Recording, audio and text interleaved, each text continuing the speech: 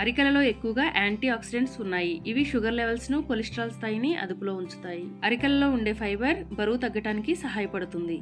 అరికెలు blood purifier. Blood కి సంబంధించిన అన్ని రోగాలకు అరికెలు మంచివి.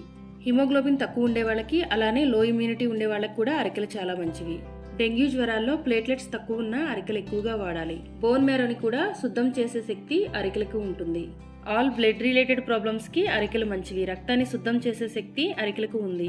కొలెస్ట్రాల్ ఎక్కువ ఉన్న వాళ్ళకి, అలానే బీపీ పేషెంట్స్ కి కూడా అరికెలు చాలా మంచివి. డయాబెటీస్ రాకుండా రక్షించడానికి, డయాబెటీస్ వచ్చిన వారికి తగ్గించడానికి అరికెలు బాగా ఉపయోగపడతాయి.